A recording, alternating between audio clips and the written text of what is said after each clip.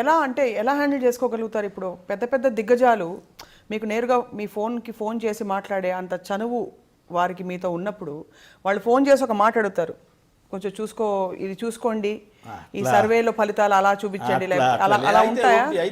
అయితే ఎన్టీవీలోకి నేను వచ్చిన తర్వాత ఒక కొద్ది కాలం టీవీ ఫైల్ ఎక్కువ కాలం అది న్యూస్ సెక్షన్ అంతా హ్యాండిల్ చేశాను, కానీ ఎన్టీవీలో చాలా తక్కువ కాలమే నేను మొత్తం టోటల్ బాధ్యత తీసుకున్నాను.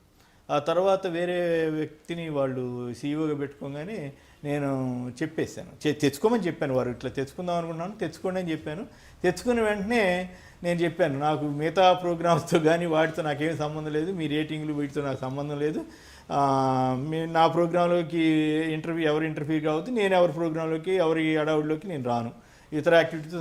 అయితే జనానికి తెలియదు కదా, పేరుకి నాది చీఫ్ ఎడిటర్ను, నేను దాన్ని గౌరవ చీఫ్ ఎడిటర్ అని కూడా నేను మార్చుకున్నాను, నాకు నేనే మార్చేసుకున్నాను.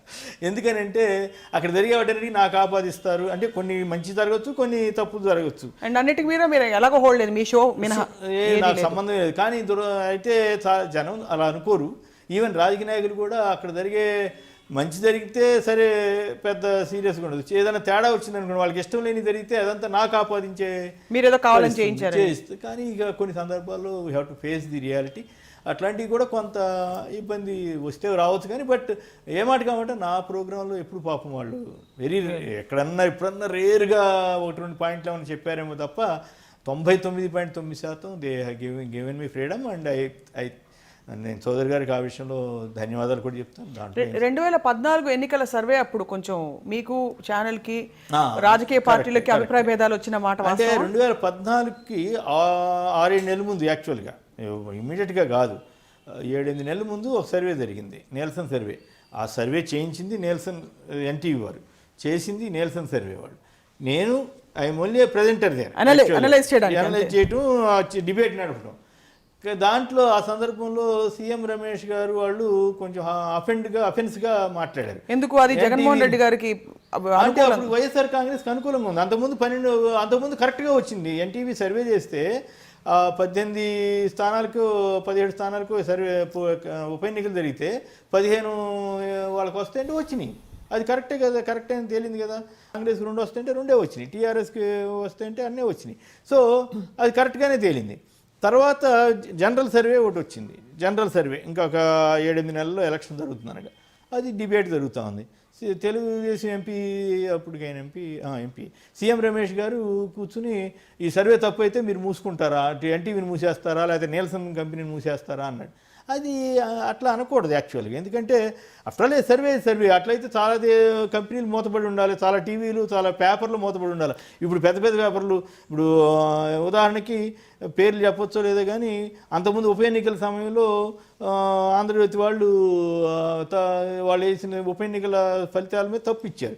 అంటే తప్పు అంటే ఐఎమ్ నాట్ ఫైండింగ్ ఫాల్ట్, వాళ్ళకి వచ్చిన రిపోర్ట్ అది ఏది 10 టీడీపీకి వస్తేనే ఇచ్చారు, మరి రాకపోతే మరి ఇదే సీఎం రమేష్ గారు వాళ్ళని అదే పాయింట్ అడిగారా, మూసేసుకోమని అడిగి ఉంటే అది కూడా తప్పే. ఇప్పుడు ఒకవేళ ఇంటెన్షనల్గా కావాలని దుష్ప్రచారం చేయడానికో లేదా ఒక పార్టీకి ప్రచారం చేయడానికో సర్వే చేస్తే తప్పు. సర్వేగా జరిగిన తర్వాత ఒక ప్రొఫెషనల్ కంపెనీ నేల్సన్ కంపెనీ అనేది చిన్న కంపెనీ కాదు. ఆ కంపెనీ సర్వే చేసిన తర్వాత తప్పు మీరు మూసుకుంటారా అనే పదం కొంచెం ఇబ్బందికరమైనటువంటిది. అట్లయితే అంతకుముందు తప్పులు చెప్పిన పెద్ద పేపర్లో తప్పులు చెప్పారు, అన్నీ మూతపడిపోయినాయి, మూసుకున్నారా? లేదు మీరు పార్టీ మూసుకుంటారా? ఒకవేళ కరెక్ట్ అయితే పార్టీలు నడవాల్సిందే, టీవీలు నడవాల్సిందే, పేపర్లు నడవాల్సిందే. సరే ఏదో వాదన కోసం అట్లా జరిగింది. ఆ ఇన్సిడెంట్ ఒకటి జరిగింది. ఆ తర్వాత రోజుల్లో కొంత అది హాట్గా నడవటం, విభజన ఎఫెక్టు వాళ్ళకి ఎక్కువ ఉపయోగపడింది. విభజన తర్వాత టీడీపీకి అనుకూల పరిస్థితులు ఏర్పడుతున్నాయన్న సంగతి కనపడుతున్నాయి. ప్లస్ దాని తోడు రుణమాఫీ అనండి, మోడీ గారి ఎఫెక్టు, పవన్ కళ్యాణ్ ఎఫెక్టు, దాని తోడు చంద్రబాబు గారి సీనియారిటీ కొంత ఇవన్నీ ఆయనకి ఆడైంది. దాని తోడు అయినప్పటికీ కూడా జగన్ గారికి 67 రావడం అంటే తక్కువేం కాదు. ఎందుకని ఇన్స్పైట్ ఆఫ్ హిస్ మిస్టేక్స్. ఇప్పుడు చాలామంది టీడీపీలో చేరిన వాళ్ళు చాలామంది ఆయన దగ్గరికి వచ్చి వెళ్తే ఆయన వదిలేశారు. ఆయన వదిలేయకుండా ఉన్నట్లయితే ఎట్లుండేదో మరి. ఆయన బహుశా ఇప్పుడు రిలీజ్ అయ్యారని ఎక్కువ మంది పార్టీ వాళ్ళు కూడా అనుకుంటున్నారు. మనం ఖచ్చితంగా గెలవబోతున్నాం కదా అనే ఒక కాన్ఫిడెన్స్తో కూడా ఆయన కొంత నష్టం జరిగి ఉండొచ్చు. సో ఇవన్నీ ఒక ఎత్తు. సరే తర్వాత గవర్నమెంట్ వచ్చింది. గవర్నమెంట్కి ముందు ఈ టీవీలో వచ్చిన చంద్రబాబు గారి మీద కానీ వాళ్ళ మీద కానీ వచ్చినవి అవి నాకు సంబంధం లేనివి అసలు నాకు వాటితో అవి ఏం వేశారో ఏంటో కూడా నాకు తెలియదు.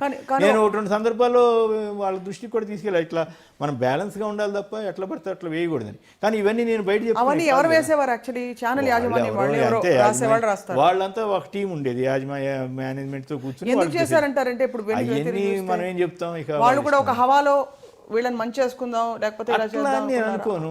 ఏదో ఒక వాళ్ళు గెలుస్తున్నారు కదా ఇంకేముంది అనే ఉద్దేశంతో కానీ ఏదో అట్లాగే ఎవరి మీదైనా సరే, ఇప్పుడు జగన్ మీదైనా సరే అట్లా ఇష్టం వచ్చినట్టు వేస్తే అది విచ్ ఐఎమ్ నాట్ వేయకూడదు. అట్లాగే చంద్రబాబు గారి మీద ఏదైనా బ్యాలెన్స్ ఉండాలని నేను కోరుకుంటాను. ఇప్పుడు ఒక ఛానల్ అని పేరు పెట్టకుండా కేసీఆర్ గారు మనకి వీటికి మూలాలు చూస్తే అంటే ఇలాంటి కథనాలు రావడానికి ఏమిటంటారు? అది అంటే అది కొట్టుకుపోవడం ఆ ఫ్లోలో ఏ కథనాలు అంటే వీటికి అంటే వాస్తవికత అనే ఒక ఆధారం లేకుండా కేవలం అంచనాలు ఊహాగానాల మీద. అంటే దీనికి ప్రధానమైన కారణం ఏంటంటే ఆయా టీవీల్లో యాజమాన్యాలు ప్రొఫెషనల్ అప్రోచ్ లేకపోవడం, పర్సనల్ అప్రోచ్ ఉండటం కూడా కొంత కారణం అని చెప్పాల్సింది. వాళ్ళ పర్సనల్గా ఉండే ఇంట్రెస్ట్లు అనండి, ఏజెండా అనండి కొంత పనిచేస్తుంది. అయితే వాళ్ళకి అట్ ది సేమ్ టైం మొత్తం టీవీని పాడు చేసుకోవాలనే ఉద్దేశంతో ఉండరు. అయితే వాళ్ళు నమ్మి ఉండొచ్చు పలానా పార్టీ అధికారంలోకి వస్తుంది కాబట్టి పర్వాలేదు ఇట్లా చేసుకోవచ్చు ఇట్లా రాసుకోవచ్చు అని అనుకుని ఉండొచ్చు. బట్ అట్లా అని చెప్పి టీవీ ఒకవేళ వీళ్ళు కాదు వాళ్ళకి వస్తున్నారంటే వాళ్ళకే బ్రహ్మాండం పైపోయిందో అంటారు. కాబట్టి దాన్ని నేను అంటే ఒక విధానపరమైన నిర్ణయాలు తీసుకుని చేశారని అయితే నేను అనుకోను. అంత విధానపరంగా ఆలోచిస్తే అసలు సమస్యలే రావు కదా. పద్ధతిగా ఉండాలి అనే వ్యవహారం వేరు. సరే ఆ సందర్భాన్ని బట్టి విషయాన్ని బట్టి కొట్టుకుపోవటం, గాలిలో కొట్టుకుపోవటం అంటే కొంచెం వ్యక్తిగత అభిప్రాయం మీరు అన్నట్టు అది కూడా కావాలనే ఉండదు ఇంటెన్షన్. మనం చెప్పేది అంటే ఒక్కోసారి వ్యక్తిగతంగా కూడా ఏదైనా తేడా వచ్చినప్పుడు కొన్నిసార్లు నన్ను ఇట్లా అన్నాడు పలానప్పుడు లేదా పలానప్పుడు నాకు ఇది జరగలేదు ఇట్లా కొన్ని ప్రభావితం చేస్తుంది.